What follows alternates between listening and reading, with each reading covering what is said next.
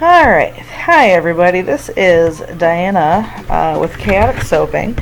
Well, I guess I'm not really sure. We're chaotic soap making, that's what we're doing here. This is my first video, my first recording. I had to do an audio voiceover because my phone wouldn't hook up to the computer, and by the time I figured out how to get the files onto the computer to edit them all together, I had lost everything except for the video. So, yeah, this is very clearly a voiceover. Yeah, you're gonna see why this is chaotic soap making for the first couple of videos. Hopefully, I'll get her down, and then I'll have some real decent videos come up. But I am quite pleased with how these soaps came out overall. Yeah, so I mixed my lye and my oils in my sink over there. I always do that just in case anything crazy happens, because even though I know that I measured my oils, I measured my lye and my water properly, and I tend to soap around 90 degrees. You just never know when something crazy is going to happen. I have a small child, I have a husband, I have animals. Somebody might come into the room and scare me, and I might drop it, and I do not want stuff everywhere. This is not my normal soaping location, though. To be fair, I do have a soaping location in the in that basement. But the light down there is terrible. It's just all the background, the fluorescent whatever. So this is where the videos will be taken.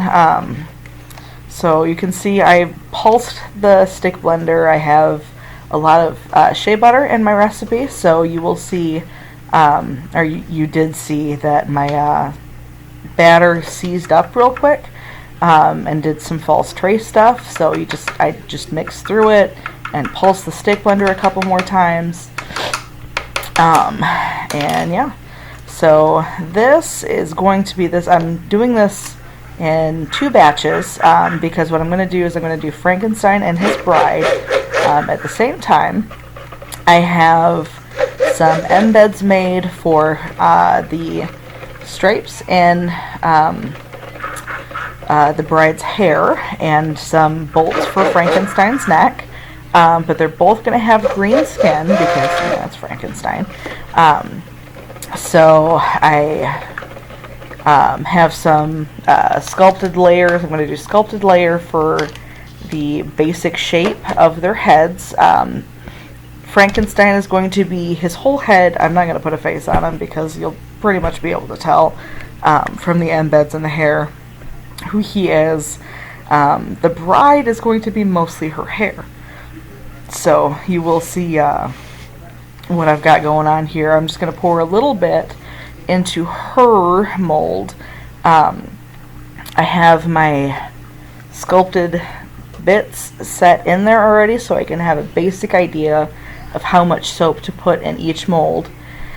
When I sculpt the layers out, there should be just about 4 ounces extra left over, which is ideal for me because I absolutely love the fragrance oil that I'm going to use for Frankenstein, who will be the one who gets the more scraping with the green. Yeah, so I got her poured. I just poured it up to, the little bit, because I just have like a little like your forehead, how it's got kind of an M shape. So I just did something like that for her forehead. I'm going to lay down Frankenstein's bolts real quick here, which I just made with soap dough. I used the same recipe for my soap dough as I used for my regular soap. I just mixed the color in with no fragrance, and I put it in a mold, let it sit for a day, maybe 2. And then once it's set for that, until it's ready to come out of the mold cleanly, basically. I don't want it to be sticking to the mold when I pull it out. Then I just stick it in Ziploc bags, and it's good for several months in those Ziploc bags. They do a pretty good job of keeping the moisture in them. And even if there is a little bit of drying on the outside of the bottle, or not the bottle, sorry, I got distracted by my cider lane showing there. But you can just massage any crusty bits back into soap dough, and it does a pretty good job of redistributing all of that and getting the moisture back into the crunchy bits. And you can actually do that on purpose if your soap dough is getting a little bit sticky. So I'm just going to hand mix. Well, I'm probably going to stick blend. Yeah, I think I stick blended that in there. Because Frankenstein, I'm using Cider Lane for the scent of him, and I want his skin to be just a little bit of a browny green. So I put 0.3 ounces of fragrance oil in his skin color, because I want it to turn just a very light greeny brown color by the time it's done curing, which the vanillin content will do that here. So yeah, just give it a couple of quick pulses to make sure that it's all mixed in there properly, and then we will be ready to pour it in. Now, I'm never 100% sure, because I am the queen of chaos. If I've made quite enough soap or way too much, I'm pretty sure, based on the calculations that I did, because I do calculations. They just don't always turn out how I think they will. So, I should have a full bar of soap of green left over when I'm done, but it's always better to make sure you have just that little bit extra coming from scraping your stuff off, to make sure that you're not wasting just enough that it makes a difference, because that's my luck. If I didn't scrape that off, I'd probably end up just that, quarter of a teaspoon short. So you can see I've got the bolts in there, and I'm just going to pour into the middle and make sure that it goes underneath both of the bolts, so that I don't end up with the air bubbles down there. And I'm leaving the scraper in there for the time being to make sure that it's enough that I'm not going to have to move a whole lot of soap around later.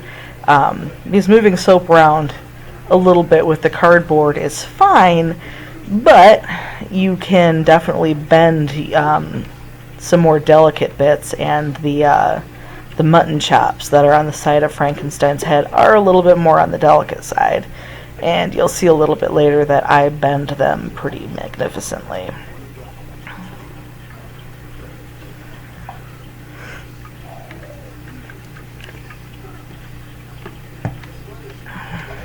The other benefit you get from scraping like this is that it's a whole lot easier to clean up, because then you're not having blobs of soap sitting on your containers. So just tapping it down, making sure there's no bubbles in there. I'm going to set that off to the side, just so the cardboard doesn't get waterlogged, or soap-logged, oil-logged, however you want to say it.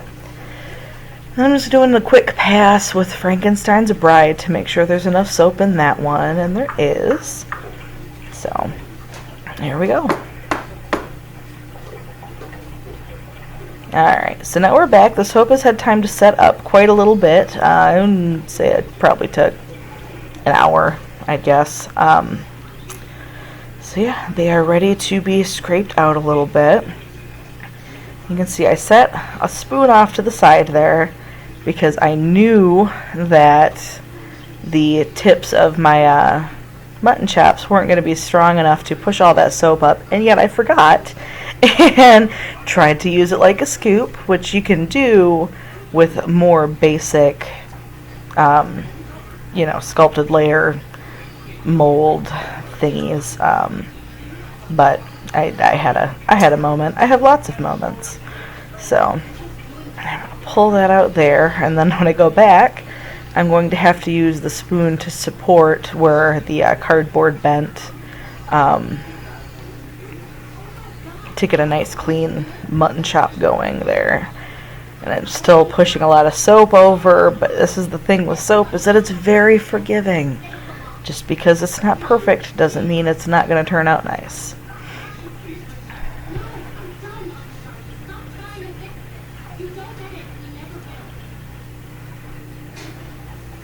Yeah, I have so many plastic spoons.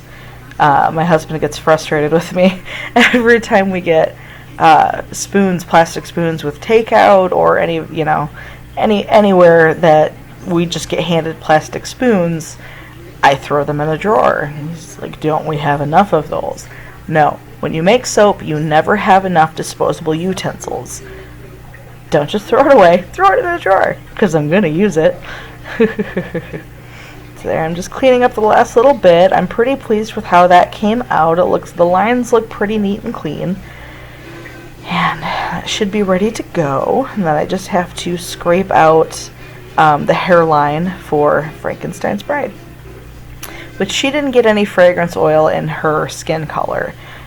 So she's taking a little bit longer to set up. And I do go back through just real quick in the break here while I let this set up a little bit more to make sure that the hair color doesn't get down into the green. So I do go over Frankenstein's Bride just one more time real quick to make sure it's a nice even, make sure it looks like a hairline. Now these I do, because I cut them out of cardboard, what I do is I'll draw, a basic idea of what I want and paste that onto some cardboard and just cut it out. Because as we all know that makes soap, you have lots of cardboard from getting packages, so why not reuse it? I do think that I'm going to invest in a 3D printer and that I will start printing plastic ones, because there have been several soaps that I've made that I really liked and I had a hard time duplicating again. I would think that Frankenstein and his Bride would be ones that would be worth doing in plastic, because this is just fun. I love Halloween. I love the holidays. That's going to be 2 of the next soaps that I do. I think I'm just going to do like a basic fall, but then I'm going to start working on my Christmas. I had a really cute idea.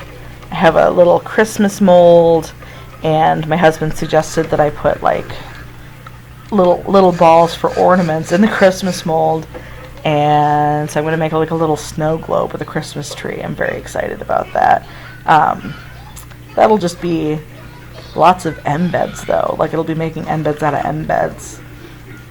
But yeah, Halloween and Christmas are absolutely my favorite, so you can probably look forward to seeing more holiday videos from me than anything else, which is probably true of everyone, to be fair. But yeah, so I'm doing hair now.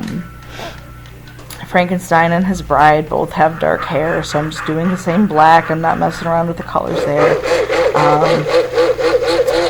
They will both get some fragrance oil in their hair, so they will each have like a brownish tint to the black.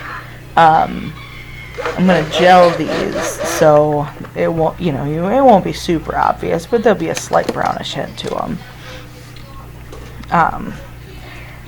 I need to put just a little bit more fragrance oil into Frankenstein's hair, so I'm going to measure out the amount of soap that I need, which I kind of eyeballed them when I poured them.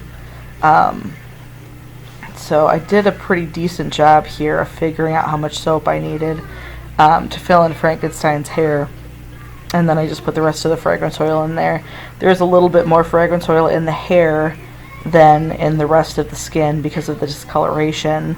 And I didn't want the green to turn super brown. So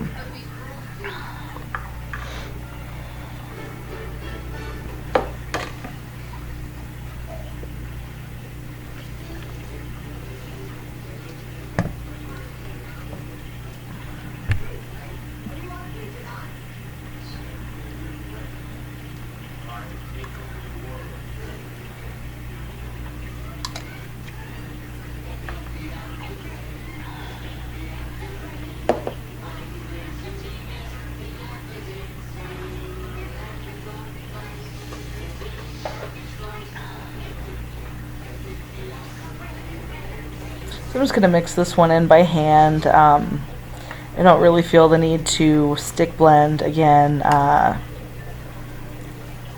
Just it shouldn't matter for the black. I had some soaps come out funky. I had spent a lot of time and effort and energy getting these perfect little checks, and it was really, really cute. And then I hadn't mixed the fragrance oil in properly, so I had like spots of fragrance oil that ended up coming out, which was really, really sad. So I do tend to stick blend a lot of my fragrances in, even just a quick pulse. I tend to overdo it, which is terrible, and I really need to learn to stop doing that. You would think after 7 years almost of soaping I would have figured it out, but to be fair, I did use a whisk for all of my soaping up until like a year and a half ago. So the stick blender is a little bit new for me. So just tapping down the hair, making sure that the soap got all the way in so that there's no air bubbles between Frankenstein's skin and his hair. So because I know that I tend to over stick blend, I'm going to put a little bit of soap off to the side that will be with no extra fragrance oil, and then I'm not going to stick blend so that it doesn't get the pudding substance that I do tend to have happen when I mix fragrance oils in. When if I'm going to do something, if I'm going to put fragrance oils in and then pour immediately, it's not as big of a deal. But if I'm going to mess around with embeds or anything crazy like that, it turns into pudding and I get frustrated with myself. So I'm just setting a little off to the side to make sure that I have enough liquid soap to fill in and make sure I don't get any air bubbles. So I'm using Caramel Woods for Frankenstein's Bride, which is it's fall smell. I really, really like it. It kind of reminds me a little bit of a combination of like Cashmere Woods and Cider Lane, which I used for Frankenstein. So it's like a little bit woodsy, a little bit feminine, a little bit caramely. It's very, very nice.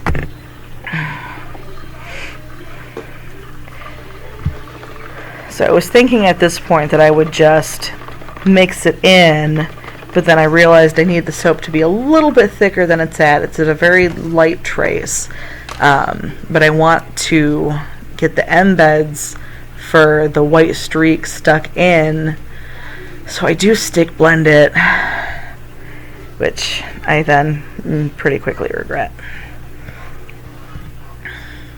You can see I made these embeds with soap dough, and I kind of made them into waves, and I made them a little bit too long, so I just had to cut them real quick to get them to fit into the mold, because that's, kind of important. Because it's such a fun, interesting little soap, I didn't spend a whole lot of time making the edges perfectly neat and tidy. I kind of like my soap to not all be super uniform. I want them all to be, I want it to feel personal. When you look at the soap and you get one, I want you to look at it and know that it came from this batch, but it's your own soap. It was made just for you. So you can see it's wavy and a little bit funky. And I did, one of the pieces is a little bit broken because I have a small child, and I had just made them. I had set them off to the side. She woke up from her nap, but it was just soap dough, which is already fully saponified. It's been sitting for several weeks now. And it was actually hardened at this point because it had been sitting, and I thought that I had them far enough up on the counter, and lo and behold, tiny baby reaches up and snacks one. So it's got a little bit of a break, which causes me some trouble when I'm getting it into the mold, but that's alright. So you can see I stick planted it, and it's still pretty fluid. It looks pretty good. And then I start to put my embeds in, and everything's going really, really well. And suddenly everything goes to pudding. So Yet again, over stick blended just a little bit, and that's why I do that little bit off to the side that hasn't been stick blended. Sometimes I feel like with soaping, it's not about getting it perfect, it's about knowing what you're going to do wrong and being prepared to fix your problem.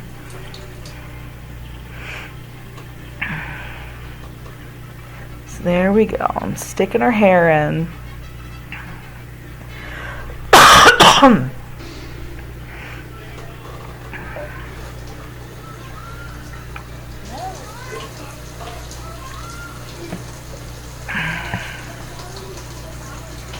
And that's where the break is. You can see I'm having trouble getting them to go in properly.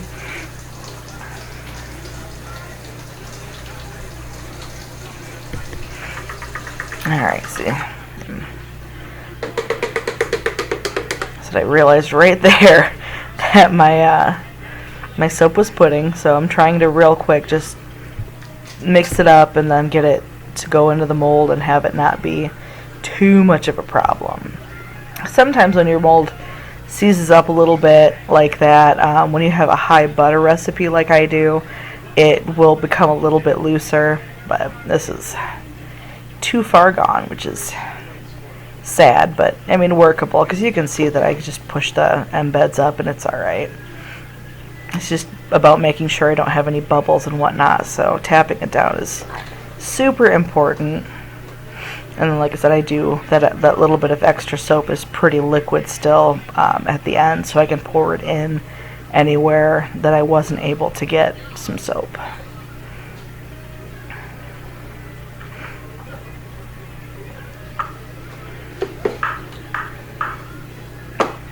See, and I can see that there's going to be some air bubbles, so I smack it down there before I pull the hair back over. And then I got to pull the other side.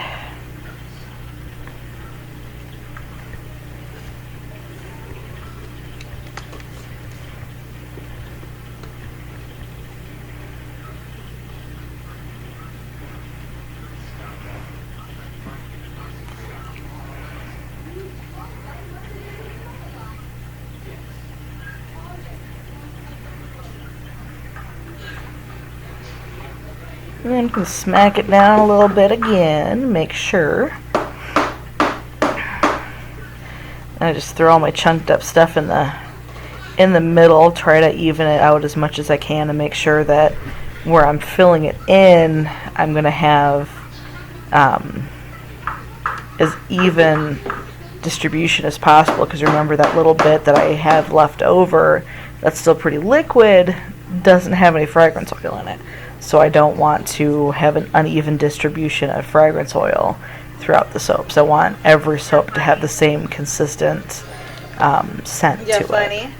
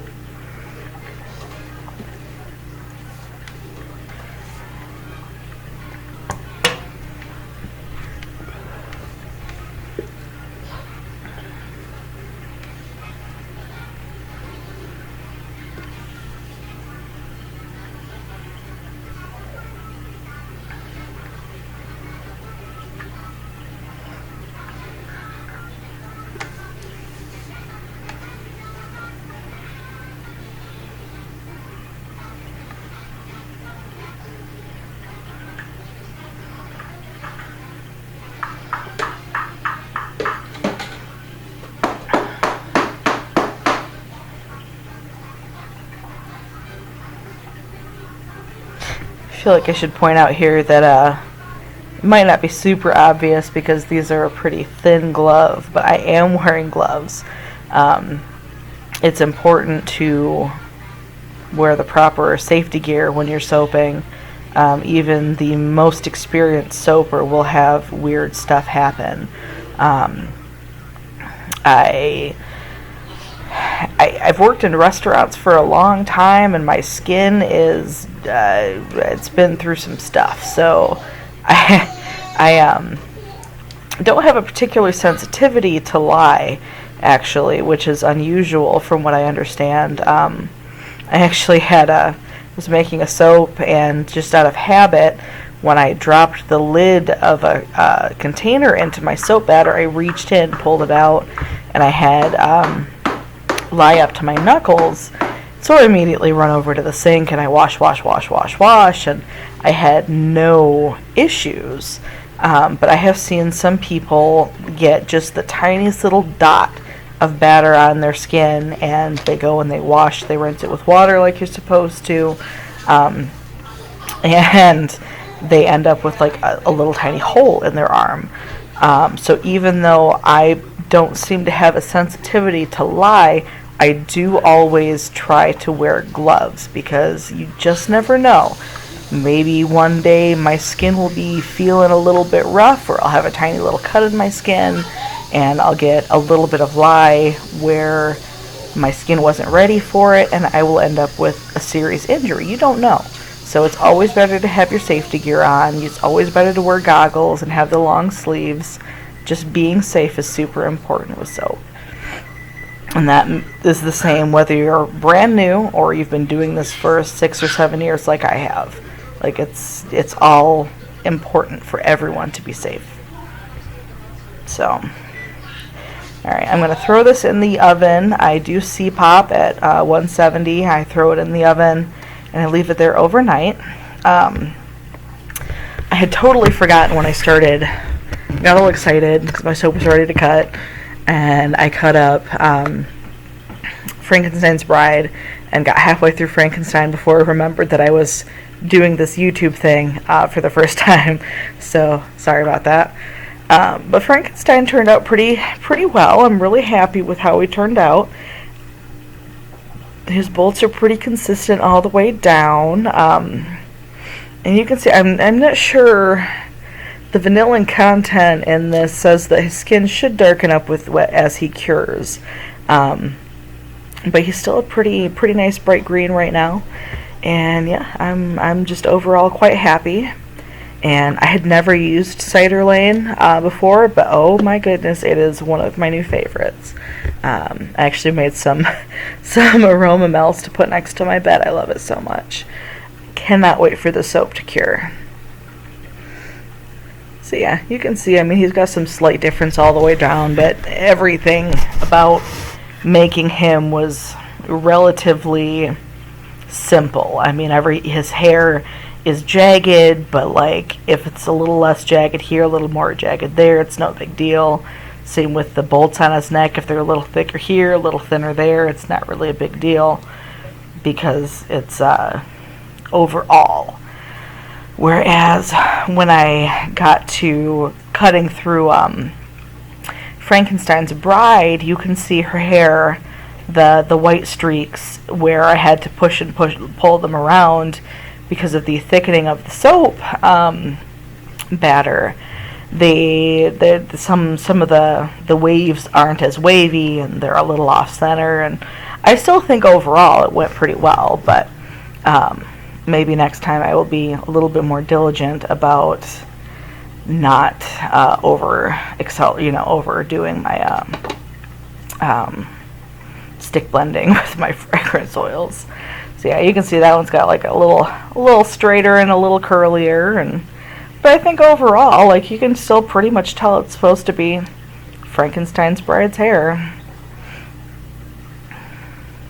So yeah, that is chaotic soap making, and thank you very much for watching. I truly appreciate it. If you'd like to see more like this, please subscribe.